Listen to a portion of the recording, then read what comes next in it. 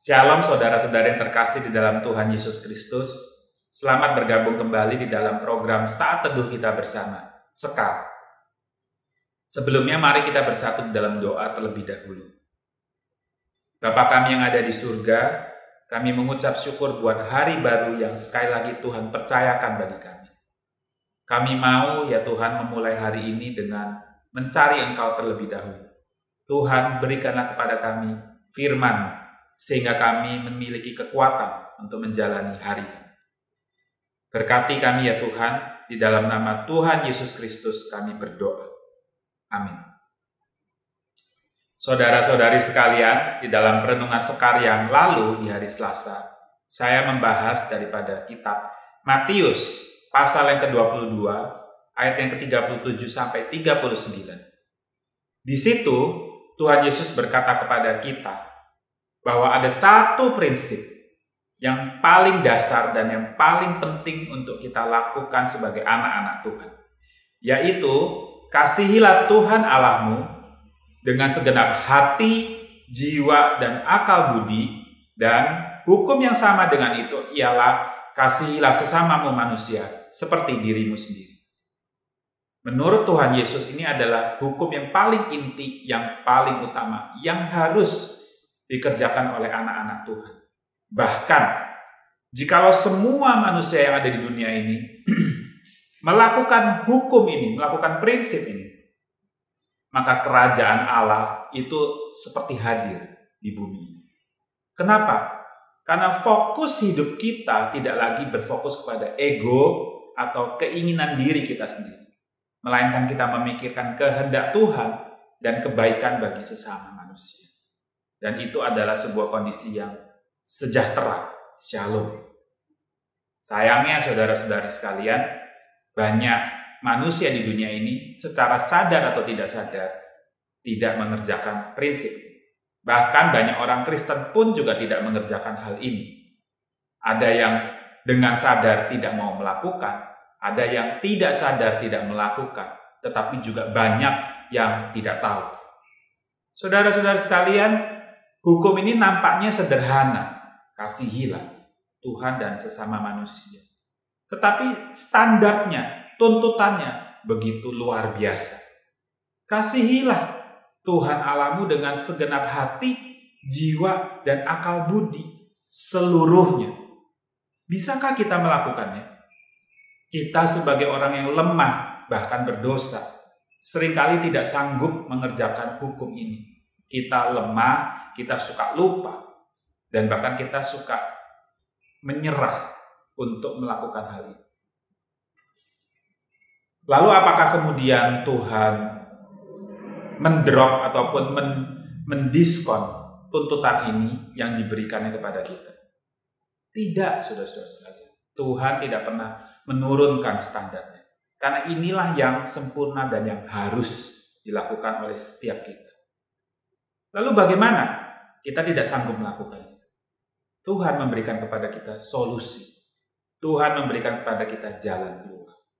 Dari mana kita bisa tahu? Mari kita membaca satu bagian firman Tuhan yang menjadi perenungan kita pada hari ini.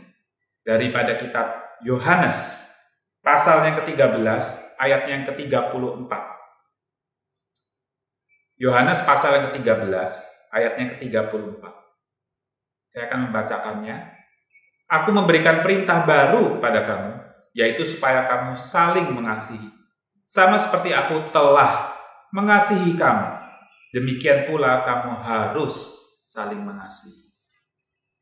Solusi yang ditawarkan oleh Tuhan itu sederhana, tetapi manjur, saudara-saudara.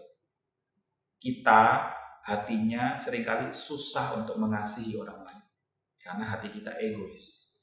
Tetapi ketika Tuhan memberikan Yesus Kristus, anaknya yang tunggal, mati bagi kita terlebih dahulu, jauh sebelum kita menyadari kita berdosa, jauh sebelum kita lahir.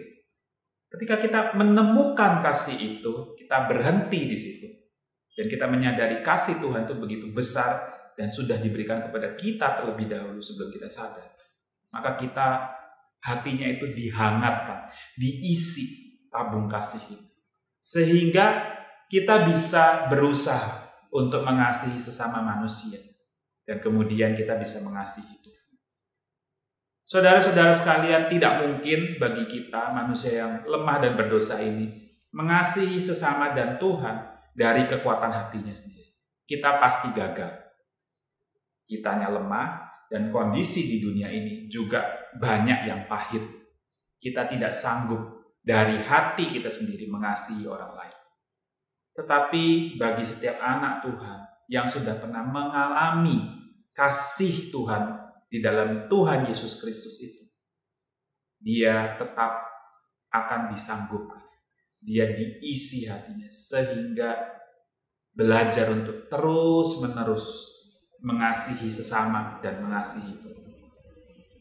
Hal ini seperti yang dikatakan oleh Tuhan Yesus kepada wanita di Samaria di pinggir sumur itu. Jikalau kamu percaya kepada aku, maka akan ada ada mata air yang keluar tak henti-hentinya di dalam diri, dan kamu tidak akan haus lagi. Seperti itulah saudara-saudari sekalian, ketika kita mengalami kasih Tuhan. Tuhan mengasihi kita terlebih dahulu, sehingga kita bisa mengasihi sesama kita dan Tuhan. Hal yang menarik saudara-saudara yang bisa kita pelajari dari bagian ini adalah Tuhan ketika mengasihi kita terlebih dahulu, tidak kemudian dia menuntut balas supaya kita langsung mengasihi dia kembali. Tetapi Tuhan memanggil kita untuk setelah kita mengalami kasih-Nya, kita dipanggil untuk belajar mengasihi sesama dulu.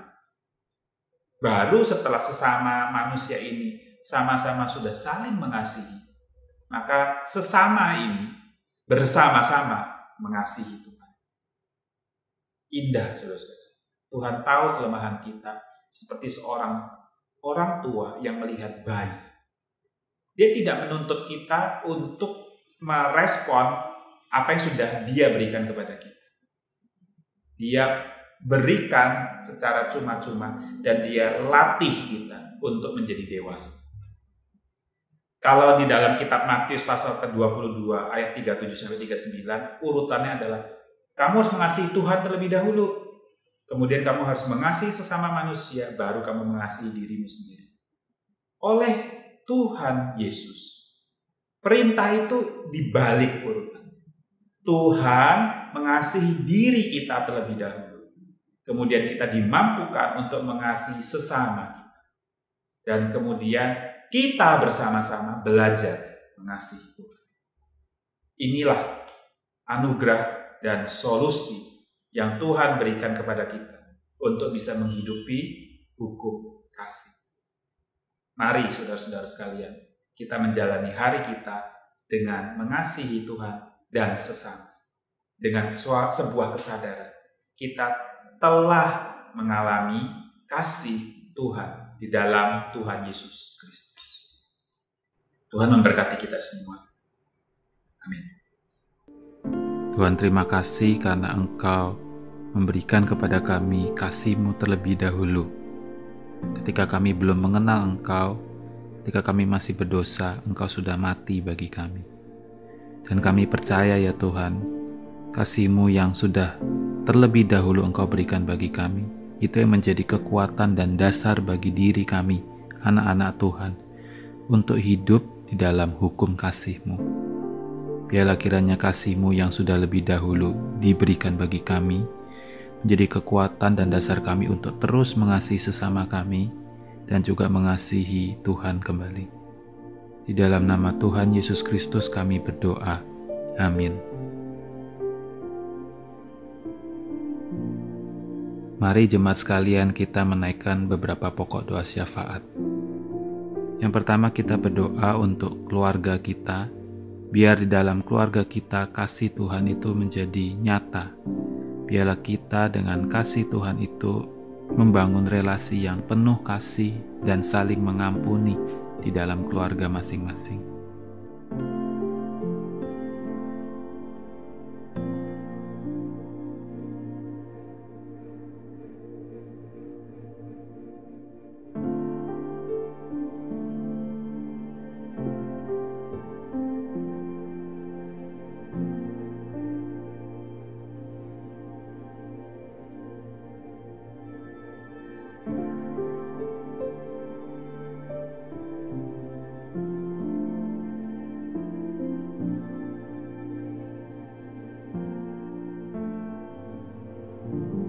Yang kedua, kita mau berdoa untuk gereja kita, supaya jemaat Tuhan di GKI Jatinegara menjadi jemaat Tuhan yang saling menerima, saling mengasihi, dan saling mengampuni, sebagaimana Tuhan Yesus telah mengasihi kita terlebih dahulu.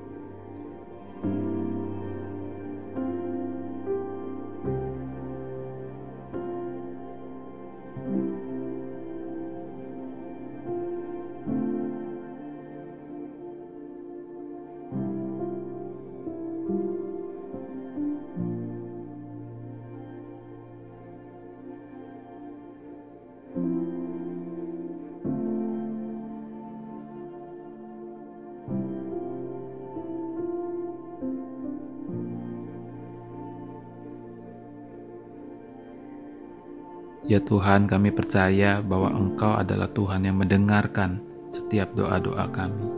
Biarlah kiranya apa yang kami mohonkan kepada Engkau, Engkau genapi sesuai dengan waktu dan rencana-Mu. Di dalam nama Tuhan Yesus Kristus kami berdoa. Amin.